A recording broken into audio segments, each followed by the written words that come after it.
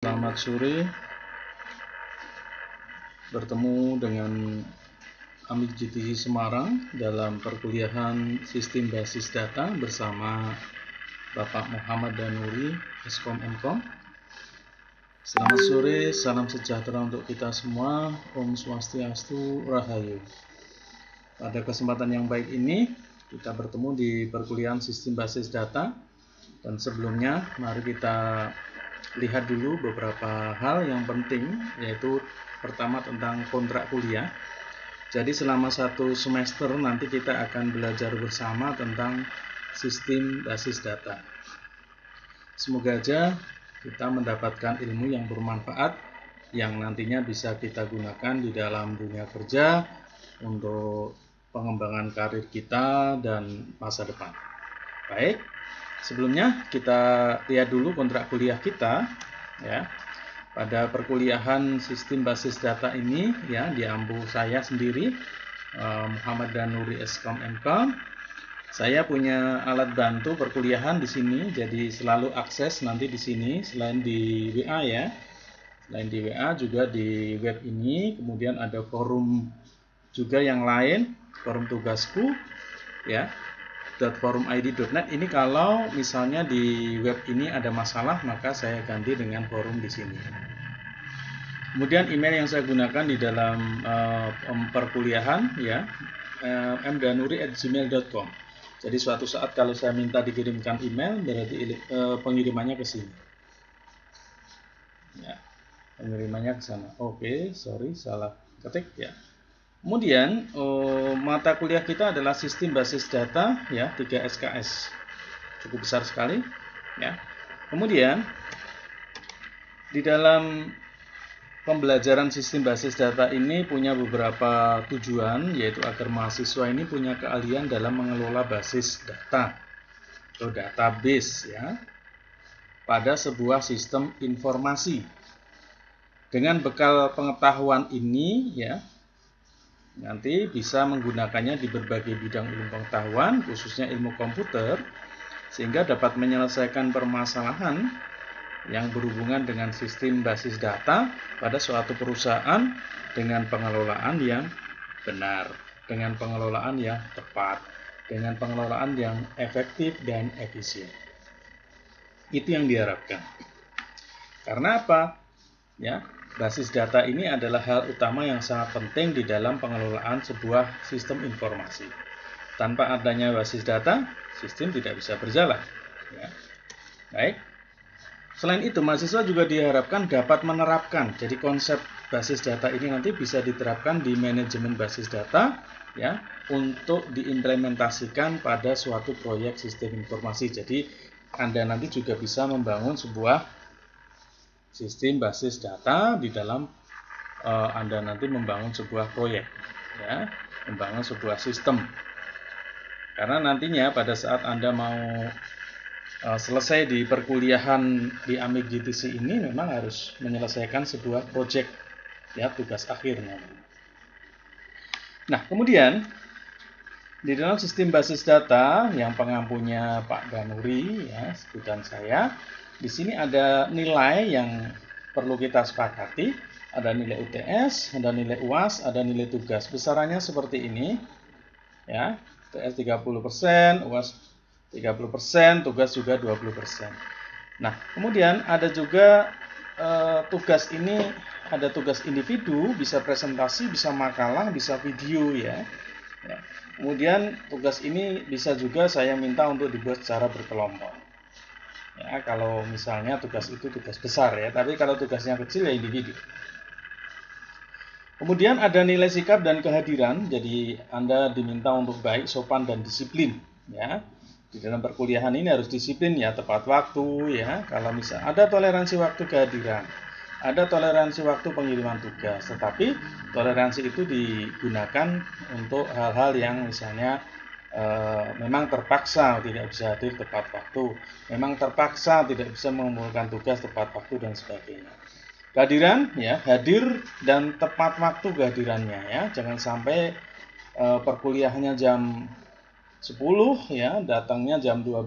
Nah, ini kan tidak tepat ya, karena nanti kehadiran ini juga akan saya rekap. Jadi mohon ya, jangan melalaikan berbagai macam hal penting di kontrak kuliah ini. Nah, di sini ada 2 ujian yang masing-masing skornya 30%. Kalau Anda tidak ikut salah satu ujian ini, maka nilai tidak keluar. Jadi jangan salahkan saya ya. Harap maklum ya, kalau Anda melalaikan ujian ini ya nilai tidak keluar. Maka segera kalau misalnya berhalangan, bisa izin, bisa mengikuti ujian ulang. Kemudian saya kira cukup jelas ya. Kemudian buku atau referensi yang bisa digunakan, ini ada beberapa referensi ya yang berhubungan dengan basis data ya, database system ya. Bisa banyak edisi yang dari buku-buku tentang sistem basis data yang bisa Anda beli ya, atau Anda bisa juga gunakan media atau informasi di internet untuk melengkapi pengetahuan Anda tentang basis data. Jadi saya tidak istilahnya menentukan sebuah buku mana yang harus dimiliki, tapi Anda sendiri nanti yang bisa memilih mana buku yang tepat untuk Anda. Baik, saya kira itu ya, kontrak kuliah sudah cukup ya. Kita menuju pada perkuliahan pertama ya. Saya perkenalkan dulu di sini bahwa kita punya alat bantu yang namanya web tugasku ya. Saya seringnya seperti itu. Jadi tugasku seperti ini ya. Ini saya sudah login ya. Kalau sudah login seperti ini, sorry, ini ada yang tidak beres, saya refresh ya. Nah, Anda juga nanti bisa melengkapi foto profil ya. Foto profilnya silakan dilengkapi. Nah, kelas kita adalah sistem basis data di sini pertemuan yang pertama. Jadi di sini ya. Nah, di sini Anda bisa ngecek kontrak kuliah, ngecek ya. Bisa ngecek juga materi. Video ini nanti akan muncul linknya setelah saya persiapkan. Nanti di sini ada tugas, Anda bisa mengerjakan ya. Tugas itu juga di-share di sini ya. Nge-share-nya pakai link ya. Jadi nanti pakai Google Drive ya. Jadi pakai Google Drive, misalnya Anda sudah bikin ya. Anda sudah bikin contoh saja ini. Nah, untuk presensi Anda bisa mengirimkan, klik di sini ya, kirim tugas atau mulai diskusi begitu. Nah, setelah itu tulis nama saja kehadiran Anda ya. Ditulis di sini ya. Misalnya NIM-nya siapa ya, NIM dan nama ya. Namanya siapa? Misalnya Budi ya. Hadir ya, hadir gitu aja. Nah, untuk presensi cukup menuliskan begini kemudian diklik saja. Syaratnya harus login dulu. Jadi setelah nanti login Anda untuk bisa login harus daftar, maksudnya begitu. Nah, ini sudah presensi namanya ya, presensi. Di sini akan tertulis jamnya, tertulis tanggalnya, tertulis namanya. Maka username dan passwordnya nanti silakan dicatat. Untuk username bisa pakai nama saja ya, nama. Nanti untuk login ya hati-hati pakai nama tersebut besar kecil. Silakan disesuaikan ya. Sebuah contoh misalnya saya ngirimkan tugas, jadi setelah saya nulis di Word, kemudian disimpan ya, disimpan juga dalam bentuk PDF ya. Kalau dalam bentuk Word nanti bisa dicontoh temannya. Kalau pakai PDF kan setidaknya temannya bisa kewalahan gitu untuk mengcopy ya. Nah, di sini disimpan dalam bentuk PDF. Ya, di Word di sini ada pilihan untuk mengirimkan naskah dalam bentuk PDF. Nah, ini PDF ya. Ya. Nah, lokasinya di mana? Oh, di sini ya. Lokasinya ini di sini. Ini dalam bentuk PDF. Misalnya seperti ini. Kalau sudah disimpan PDF, tugas ini bisa dikirimkan, yaitu disimpan dulu ke sini ya, ke Google Drive ya, Google Drive. Nah, silahkan di-upload ya. Di-upload di sini di Google Drive tadi. Contoh misalnya Ini misalnya sebentar ya. Ini ya. Ini kan sudah diupload misalnya nih ya. Terus share ya. Di share ini. Get link. Pada saat get link di sini ya, pada saat get link di sini harus hati-hati supaya nanti saya juga bisa buka. Nah, di sini harus dipilih anyone with the link ya. Can view ya. Nah, di sini.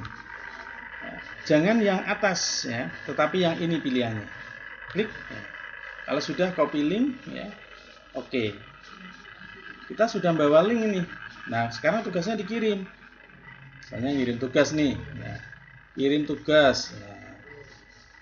Kirim tugas, kemudian ya.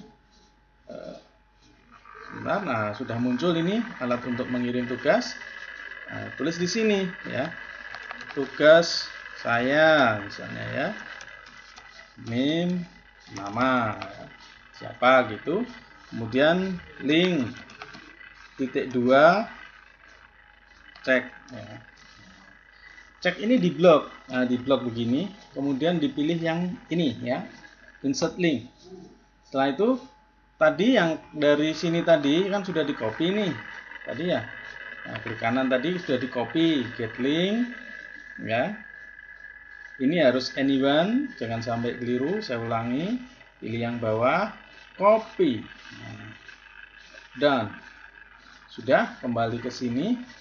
Nah, ini dipaste di sini. Nah, kemudian bawah ini new window ya. Jadi pilihannya atas cek ya, new window. Oke. Nah, nanti akan di sini sudah jadi link ya. Nah, kemudian silakan diperiksa, misalnya begitu. Kalau sudah dikirim. Nah, di sini ya. Ini dia, ini tugas. Ya, ini contoh kehadiran tadi, ini contoh pengumpulan tugas. Jadi caranya demikian nanti kalau Anda mengerjakan sebuah tugas. Oke. Materi yang pertama kita di sini sudah ada, diklik saja ya, bisa di-download ya. Oke. Sudah diklik, ini belum muncul, sebentar.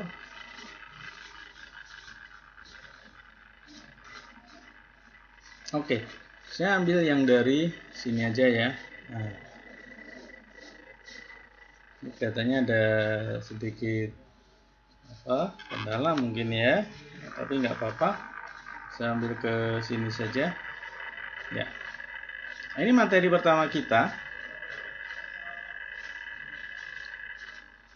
Ya, pengantar sistem basis data ya. Jadi saya punya YouTube Kuliah Danuri, silakan nanti di subscribe ya. Tadi di sana nanti materi-materi pembelajaran kita saya simpan di sana. Kalian bisa mengunjungi ya.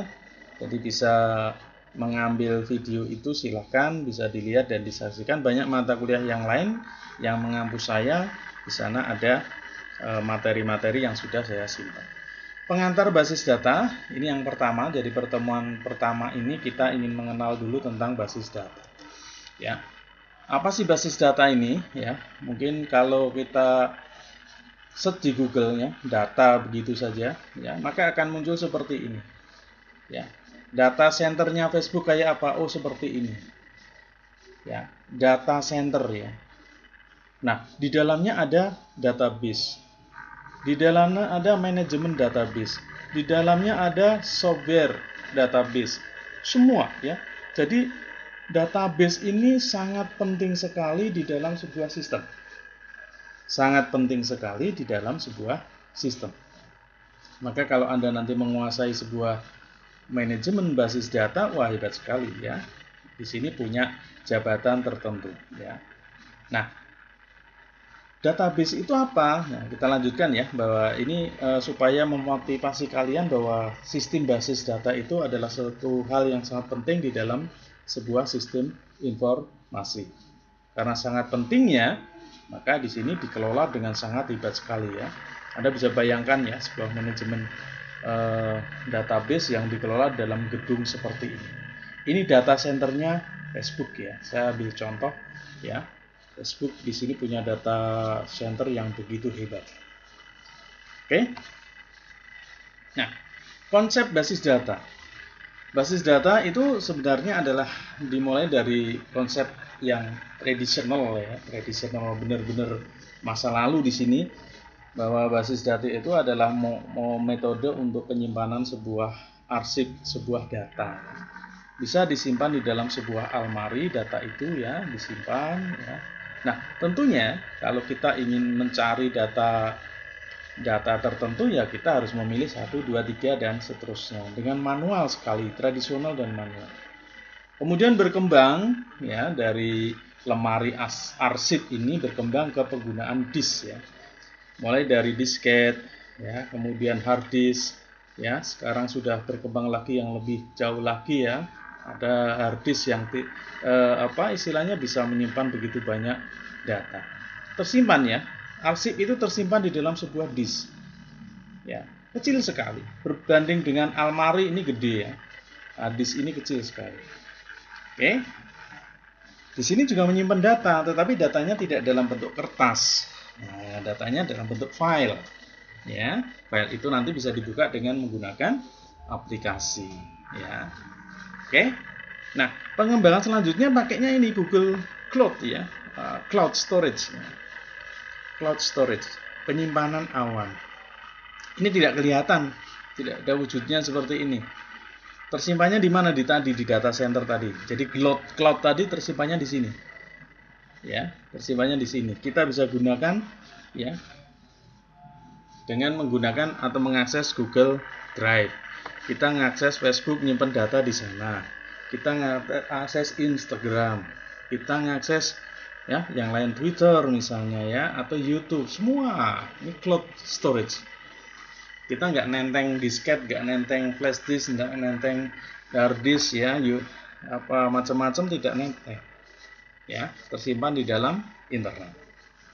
Ini konsepnya. Jadi basis data adalah sebuah pengelolaan data. Pengelolaan data. Kalau dulu dengan lemari arsip pengelolaannya, kemudian berkembang dengan menggunakan disk ya, hard disk dan seterusnya. Selanjutnya dengan menggunakan cloud storage. Oke, masing-masing mengelola data. Nah, kita menuju pada bagian kecil dari sebuah basis data. Di sini kalau kita susun ya, ada basis data, ada database turunannya. Di dalam database ada tabel. Di dalam tabel ada field, di dalam field ada record. Susunannya seperti ini. Ya. Basis data atau data center, di dalamnya ada database, ada tabel, ada field, ada record. Sebagai contoh ini. Nah, kalau saya nyebut kotak ini ya, ini adalah sebuah tabel. Kotak ini adalah sebuah tabel. Kalau ini adalah tabel nilai misalnya. Kalau ini adalah tabel mahasiswa. Kalau ini disatukan dalam sebuah, ini tabel 1, tabel 2 disatukan menjadi sebuah database. Ya, database. Kalau hanya punya NIM saja, atau UTS saja, atau UAS saja, atau alamat dan seterusnya, ini yang dinamakan field. Kalau satu baris ke kanan, ini yang dinamakan record. Ya. Jadi kalau kesemuanya dalam satu kesatuan disimpan dalam sebuah data namanya database. Kalau ini hanya namanya tabel. Ini juga namanya tabel. Kalau hanya satu bagian vertikal di sini dinamakan field. Ya. Kalau satu baris di sini atau satu baris di sini namanya record. Ya. Jadi ini awal definisi dari sebuah data yang terkecil. Nah, kalau hanya 88 saja apa ini? Ini namanya data. Ini saja, ini data. Data kalau dikumpulkan seperti ini ke kanan namanya record. Kalau hanya satu bagian namanya field. Kalau sudah ada satu record, satu bagian, ya ada namanya juga tabel namanya. Kalau tabel ini dikumpulkan, tabel dikumpulkan, database. Database dikumpulkan ya data center atau basis data. Itu database sama itu ya, data center. Ini gambaran awal dari sebuah database. Nah, jadi kalau didefinisikan secara umum, basis data adalah pusat, markas, gudang, ya basis ya, tempat bersarang atau berkumpul. Data adalah representasi fakta dunia nyata yang mewakili suatu objek yang direkam baik dalam bentuk angka, huruf, teks, gambar maupun suara. Jadi basis data adalah tempat, tempat menampung ya fakta-fakta dalam bentuk angka, huruf, teks, gambar maupun suara. Ya, definisinya seperti ini. Ini kalau dalam definisi. Nah, di sini dalam sebuah contoh data ya, ini data ada angka ya. 1, 2, 3, 500 dan seterusnya. Ini adalah data. Kita belum tahu ini data tentang apa. Ini juga sama, ini data. Ya. Ya, data. Jalan Manggis 1, 2, 3 ini apa? Ini kan belum jelas ini. Ya. Nah, ini data dalam bentuk teks, data dalam bentuk angka. Kemudian ada file. File ini juga sebuah data. Ada file suara, file gambar, file video, file program, nah macam-macam ini. Ya, saya kira kalian juga sudah hafal ini ya. File MP4, 3GP, AV, MKV dan seterusnya. Oh, ini video, Pak. Ya. JPG, GIF, PNG, TIFF, RAW, BMP. Oh, ini gambar. Ya, MP3, MP4 ya. Nah, ini suara. RM atau WAV. Data. Lanjut ya.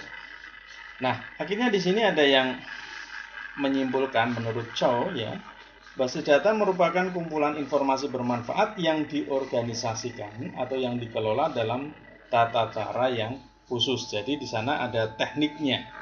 Ya, tekniknya manajemen basis data. Nah, ini yang nanti kita pahami, yang akan kita pelajari bagaimana adanya relasi, bagaimana adanya normalisasi, ya, bagaimana sebuah data itu supaya tidak terjadi kerangkapan data harus bagaimana. Nah, ini nanti yang akan dipelajari. Kemudian menurut Fabry dan Schwab ya, basis data merupakan sistem berkas terpadu yang dirancang terutama untuk meminimalkan pengulangan data. Jadi dihindari ini kalau ada data yang redundant atau data yang kembar, data yang berulang. Ya. Oke, next ya. Menurut Date ya, basis data merupakan tempat berkumpulnya berkas data. Tadi ya, berkumpulnya terkomputerisasi dengan tujuan utama memelihara informasi dan membuat informasi tersebut tersedia saat dibutuhkan. Tersedia saat dibutuhkan. Anda pernah gunain Google? Ya, Google punya data center, datanya disimpan. Pada saat Anda butuh data, maka Google menyiapkan. Pada saat dibutuhkan oleh Anda, Google langsung mencarikan. Anda cari misalnya games, langsung dicarikan oleh si Google. Ya, dari data centernya langsung dikirimkan kepada Anda. Nah, di dalam sistem basis data di sini dikenal dengan istilah GIGO ya, garbage in, garbage out. Kalau kita menyimpan sampah, maka yang dihasilkan adalah sampah. Garbage in, kalau sampah yang diberikan, maka yang keluar juga akan sampah. Ya, maka dalam menyimpan sebuah data di sini harus sangat penting ya, sangat penting. Data itu harus bermanfaat. Nanti ada tekniknya. Sebuah data itu bermanfaat nilainya, kemudian bermanfaat waktunya ya, kemudian bermanfaat bagi penerimanya. Oke, ya. Di sini juga masih ada definisi-definisi yang lain ya. Saya kira berhubungan dengan apa yang sudah kita bahas tadi. Nah, ini contoh tadi ukuran dari sebuah data ya. Data terkecil adalah bit, kemudian byte, kemudian field, kemudian record, kemudian file.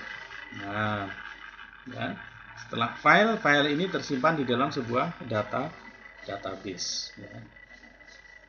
Tadi record, field sudah ya. Nah, bit ini adalah karakter ya. Bit nanti pembentuk karakter.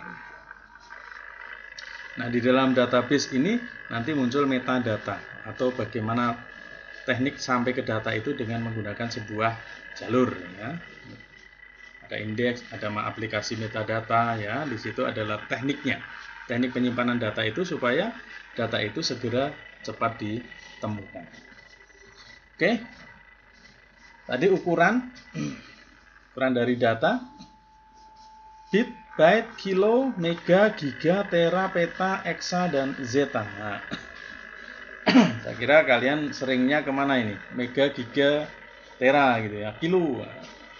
Ini kalau kuota Anda paham ya. Kalau kuota Anda paham. Baik. Sekarang sistem file traditional ya. Nah, sistem penyimpanan datanya ini ya.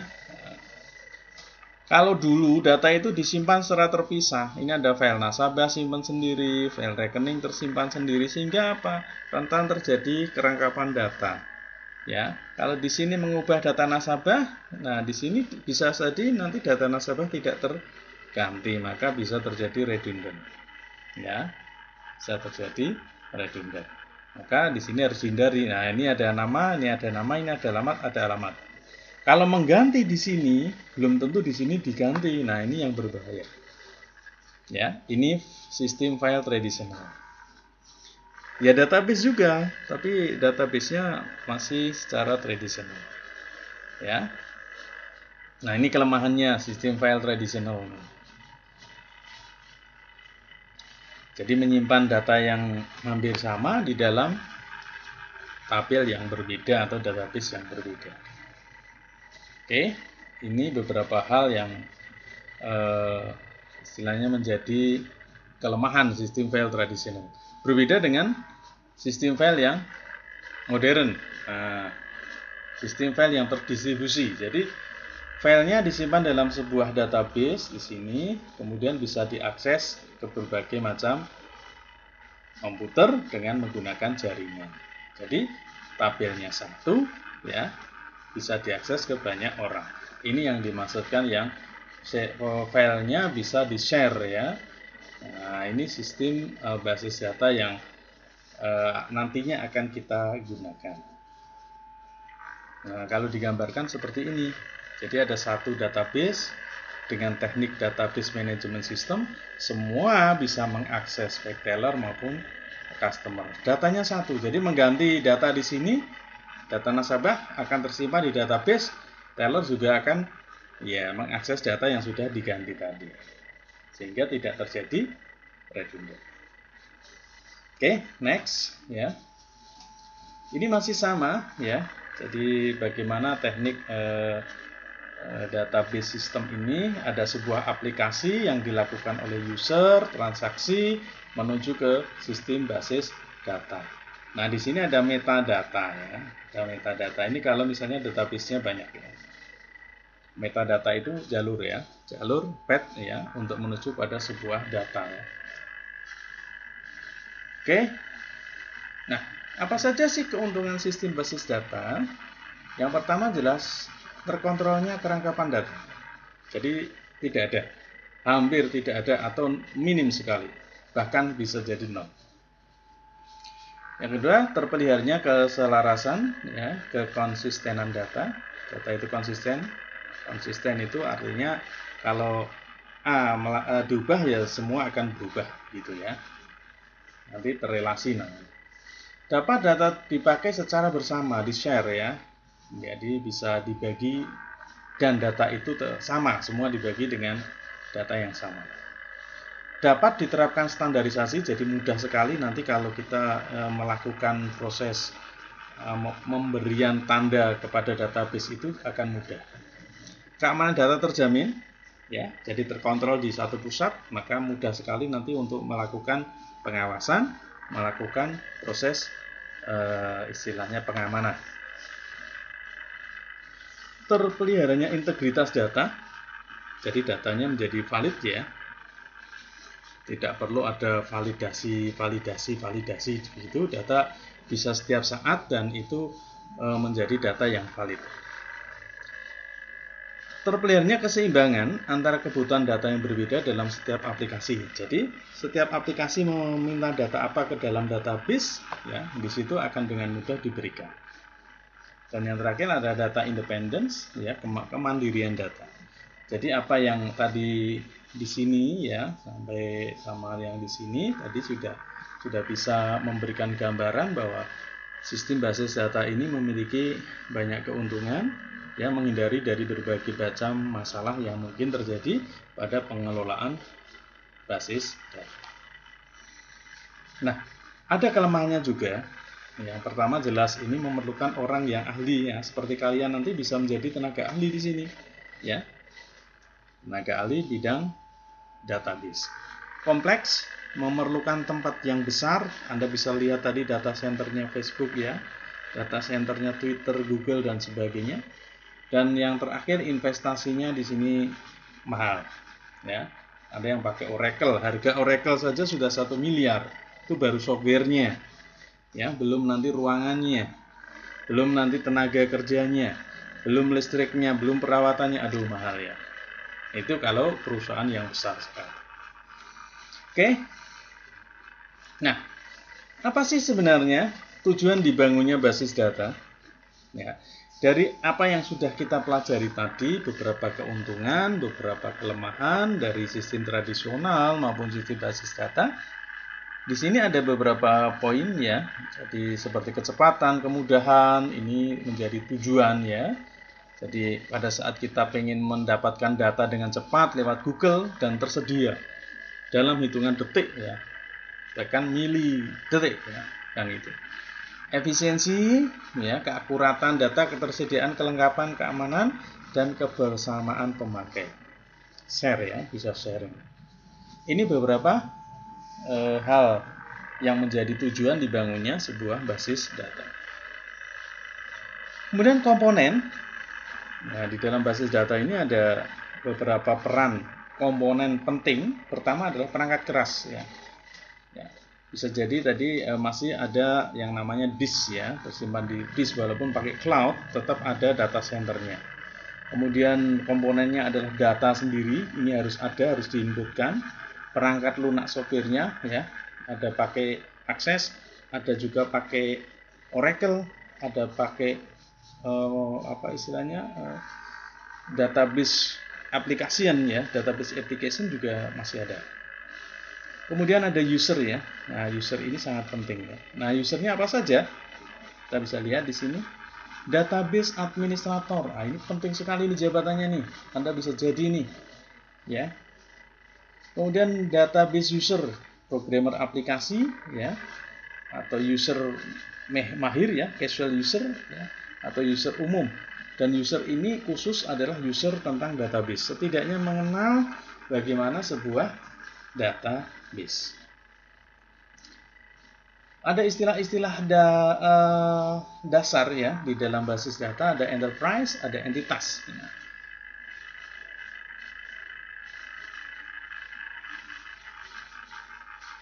Nah, di sini ada suatu istilah enterprise, ya, suatu bentuk organisasi. Jadi yang istilahnya memiliki jumlah data yang mungkin cukup gede, ya, cukup besar, ya.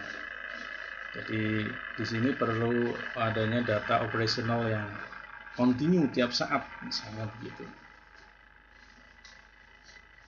Kemudian ada entitas, ini bagian dari sebuah database, ya. Ya, mungkin database yang lingkup kecil, ya. Ini adalah entitas, ya, enterprise, data yang lebih gede. Ada atribut. Jadi atribut ini adalah data di sini punya field namanya, ya.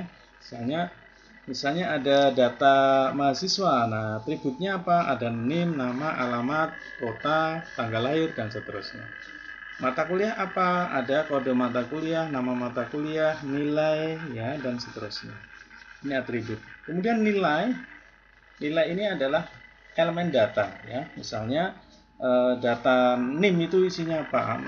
2001 dan seterusnya. Telepon isinya apa? 081 dan seterusnya. Ini nilai data. Kunci elemen, key data elemen, ada yang nyebutnya sebagai primary key, ya. Kunci data. Nah, ini juga suatu data nanti punya kunci, ya, kunci primer maupun kunci utama. Record data, ya, sekumpulan data seperti tadi yang sudah dijelaskan di atas, ya, satu deret ke kanan, itu yang dinamakan record ya.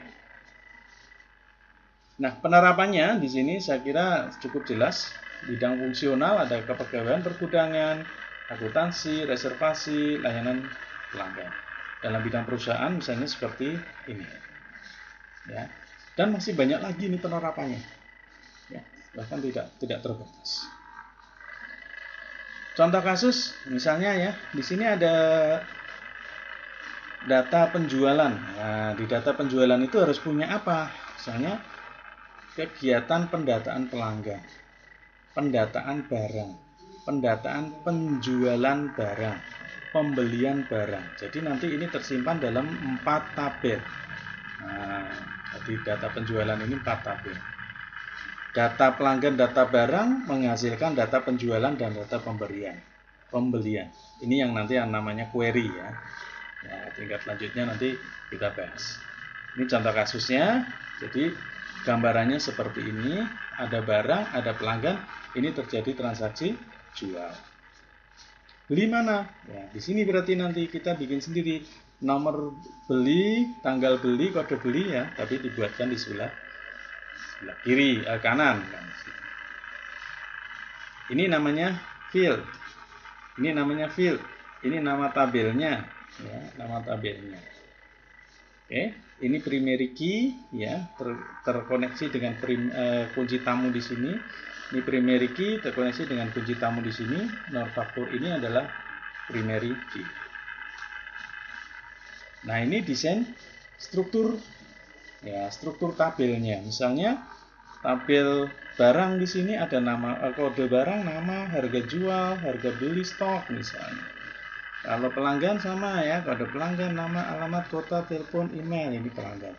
Tipe datanya, lebarnya, size-nya nanti yang bisa masuk. Kemudian ini tabel jualnya. Oke. Nah, ini tugas. Kalau ini tadi tentang penjualan, nanti Anda bikin desain seperti ini, untuk kasus perpustakaan. Ya, kasus perpustakaan, anggota, buku, peminjaman buku dan pengembalian buku. Ya, nanti silakan ini dibuat, diakses boleh ya, kemudian dibuat dicetak di Word, setelah di Word disimpan, setelah simpan dibawa ke Google Drive, linknya dikirim ke tugas. Saya kira demikian yang bisa saya sampaikan panjang lebar tentang pengantar basis data. Semoga bermanfaat. Kurang dan lebihnya mohon maaf. Wabillahi taufik wal hidayah. Wassalamualaikum warahmatullahi wabarakatuh.